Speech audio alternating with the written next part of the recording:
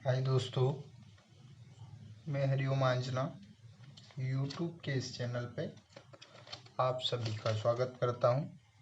कल हमने नाव और धारा के कॉन्सेप्ट को देखा था और आज हम इसी के कॉन्सेप्ट में कुछ सवालों को हल करते हुए नाव और धारा, बोट एंड स्ट्रीम को यहीं पे अंतिम यानी कि विराम देंगे।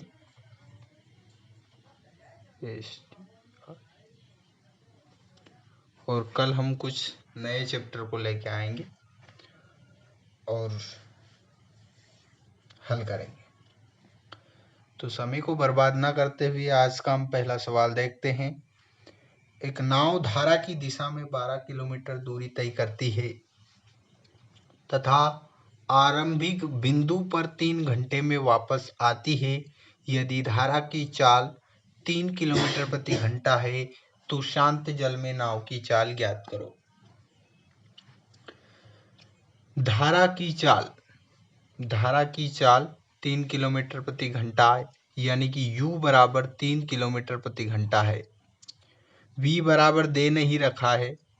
प्रश्न में बोला गया है कि एक नाव धारा की दिशा में 12 किलोमीटर की दूरी तय करती है, यानी 12 किलोमीटर की दूरी धारा की दिशा में यानी कि v प्लस यू, तथा आरंभिक बिंदु पर 3 घंटे में वापस आती है, यानी कि वहां किसी बिंदु से धारा की दिशा में जाती है और विपरीत दिशा में आती है, यानी कि 12 किलोमीटर की ही दूरी वापस आएगी और v माइनस यू की स्पीड से धारा की विपरीत दिशा में आएगी और जाने और आने में उसे 3 घंटे का समय लगता है, यानी कि दूरी बटे चाल बराबर समय होता है, इसलिए हमने ये जोड़ के ये लिख दिया। अब यहाँ पे कॉन्सेप्ट ये आता है कि क्या इसको कैसे हल करें, यहाँ पे क्या इसका गुना यहाँ पे करें। तो हमें ज़रूरत नहीं पड़ेगी कि हम इसमें v माइनस यू कॉन्सेप्ट को लगाएंगे कि v माइनस यू से इसमें गुना किया, v प्लस यू से इस 12 में गुना किया, फिर 3 से काटा। कुल मिला के हमको यहाँ से सिर्फ क्या देखना है, हमें पता है u बराबर हमारा 3 दे रखा है, यानी कि यहाँ पे तो 3 आएगा। क्या आएगा? 12 बटे v प्लस 3 बटे 12 बटे v माइनस 3 बराबर 3। अब इतना तो हमने देख लिया। इसके बाद हमें ऑप्शन पे ध्यान देना है। मान लो ऑप्शन हमारा ए ऑप्शन 8 दे रखा है, बी ऑप्शन 9 दे रखा है, सी ऑप्शन 10 दे रखा है और डी ऑप्शन 11 दे रखा है, तो हमारा आंसर क्या आएगा? यदि हम इसमें 8 रखते हैं तो 8 और 3 कितना हो जाएगा? 11 हो जाएगा। यानी कि इसको काटेंगे तो कुल मिला के हमारा 3 नहीं हो पाएगा, इसलिए हम 8 को यहीं पे काट देते हैं। 8 तो होगा ही।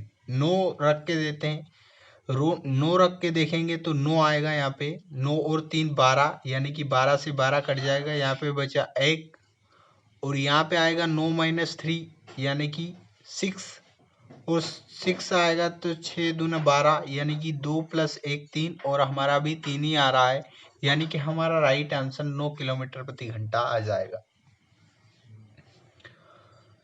अब दूसरा प्रश्न हमारा यह रखा है कि एक नाव धारा के प्रतिकूल 24 किलोमीटर दूरी 6 घंटे में तय करता है। धारा के प्रतिकूल यानी कि v माइनस यू बराबर 24 बटे 6 यानी कि 4 किलोमीटर पर आवर। दूसरा यहाँ दे रखा है और धारा की दिशा में यानी कि v प्लस यू बराबर जो हमारा 20 किलोमीटर की दूरी 4 घंटे में यानी कि 4 पंजे 20 5। अब प्रश्न में यहाँ बोला गया शांत जल में नाव की चाल, यानी कि दोनों को जोड़ के आधा कर देते हैं। v आता है क्योंकि शांत जल में नाव की चाल और धारा की चाल u होता है, इसलिए यदि शांत जल में नाव की चाल यानी कि v निकालना है तो 5 और 4 9 बटे 2 यानी कि हमारा 4.5 आ जाएगा। और धारा की चाल भी पूछा गया है, यानी कि दोनों को घटा के 1 बटे 2 यानी कि 0.5। तो ये हमारी धारा की चाल हो जाएगी और ये हमारी नाव की चाल शांत जल में हो जाएगी। तो ऐसे हम आंसर को निकाल सकते हैं और बड़ी आसानी से इन क्वेश्चनों को हल कर सकते हैं।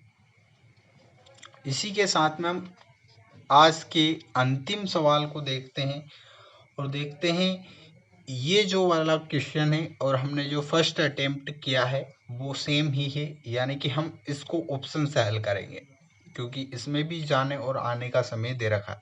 प्रश्न में बोला गया धारा की चाल 5 किलोमीटर प्रति घंटा है, यानी कि u बराबर 5 दे रखा है।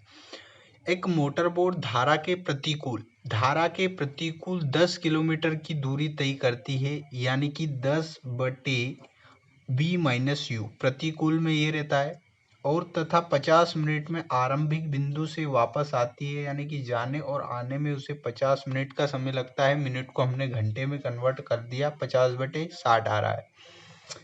अब किसी बिंदु से जाती है और वापस आती है, यानी कि ये अब इसमें धारा इस दिशा में बह रही, तो ये धारा के विपरीत दिशा में जाती है, धारा के विपरीत दिशा प्रतिकूल दिशा में यानी विपरीत दिशा में जाती है, तथा 50 मिनट में आरंभिक बिंदु पर आती है, यानी कि ये यहाँ पे जाती है और फिर से यहीं पे आती है। तो आरंभिक बिंदु पे आने के लिए उसे धारा की दिशा में आना पड़ेगा। जब वह गई धारा की विपरीत दिशा में तो आना उसे धारा की दिशा में पड़ेगा, यानी कि 10 किलोमीटर की ही दूरी उसे आने में v प्लस यू का समय लगेगा। अब हम यहाँ पे देखते हैं कि हमारा कॉन्सेप्ट क्या होता है। u बराबर हमें दे रखा है 5, यानी कि हम इतना हल नहीं करेंगे एग्जाम में, सिर्फ हम यहीं पे डायरेक्ट इसको समझ जाएंगे कि यहाँ 5 लिखा है और हम यहीं पे कॉन्सेप्ट लगाएंगे। बट मैं आपको समझाने के लिए बता रहा हूँ कि यहाँ v माइनस 5 और 10/v प्लस 5 दे रखा है, ये 50/60 है। इसको 5/6 भी मान सकते हैं, 50/60 ही रहने दो तो ज़्यादा अच्छा रहेगा। क्यों अच्छा रहेगा? क्योंकि ऑप्शन में जब हम ऑप्शन रखेंगे तो उसको काटना नहीं पड़ेगा और ऐसे ही मालूम पड़ जाएगा कि हाँ आ रहा है। यानी कि ऑप्शन में यदि हमारा आंसर ए दे रखा है 20, बी दे रखा है 25, ये दे रखा है 30 और एक मान लो हमारा ऑप्शन दे रखा है 26, तो हमारा आंसर क्या रहेगा? यानी कि हम 26 रख के देख लेते हैं। तो यदि हम 26 रखेंगे यहाँ पे तो 26 माइनस 1 यानी कि 21 आ रहा है, 21 से हम काटेंगे तो कट नहीं रहा है। दूसरा हम 20 रखेंगे तो 20 रखेंगे तो 20 में से 5 गया तो यानी कि 10/15 आ रहा है हमारा, और फिर 10/25 आ रहा है, यानी कि जब हम इसे काटेंगे तो भी हमारा नहीं आ रहा है, क्योंकि इसको काटेंगे तो 5 दूना 10, 5 3 15, 5 दून 10, 50 25, यानी कि 5 3 15 नीचे आएगा और 5 दून 10 और 3 दून 6, यानी कि इससे भी हमारा आंसर नहीं आ रहा। अब हम रख के देखते हैं 25, यानी कि जब 25 रखेंगे तो 25 माइनस 5 और 25 प्लस 5, यानी कि हमारा क्या आ जाएगा 10/20 प्लस 10/ हमारा क्या आ जाएगा 30 आ जाएगा।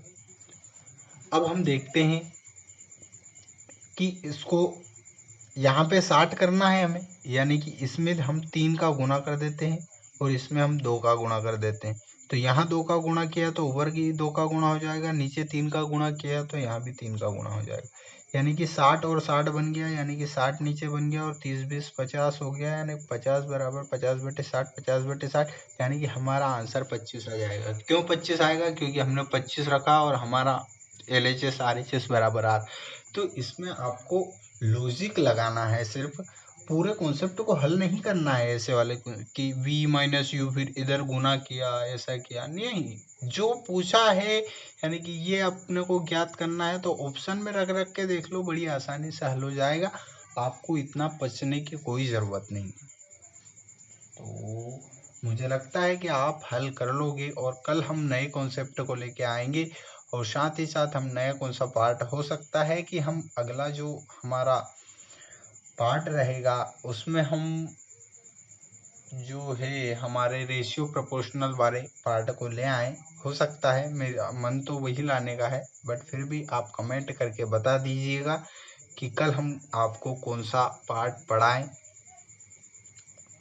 तो और हम देख लेंगे कि कल कौन सा चैप्टर अच्छा रहेगा, किस सवाल में हमारे अटकते हैं और किसको कैसे हल करना है वो, साथ ही साथ किस चैप्टर से हमारे क्वेश्चन अधिक उठकर आएंगे, यानी कि एक ही चैप्टर से हमारे ज़्यादा प्रश्न हल हो जाए ऐसे वाले चैप्टर को लेके आएंगे। यानी कि यदि हम रेशियो प्रोपोर्शनल भी देखेंगे तो हमारे एज वाले सवाल भी उसी से संबंधित है। तो हो सकता है कि वो 2 चैप्टर को कवर करेगा, इसलिए हम रेशियो प्रोपोर्शनल ही लेके आ जाएं। तो इसी के साथ में हम आज के चैप्टर के साथ में हम आज के अंतिम सवाल के साथ पे यहीं पर विराम देते हैं। ठीक है दोस्तों।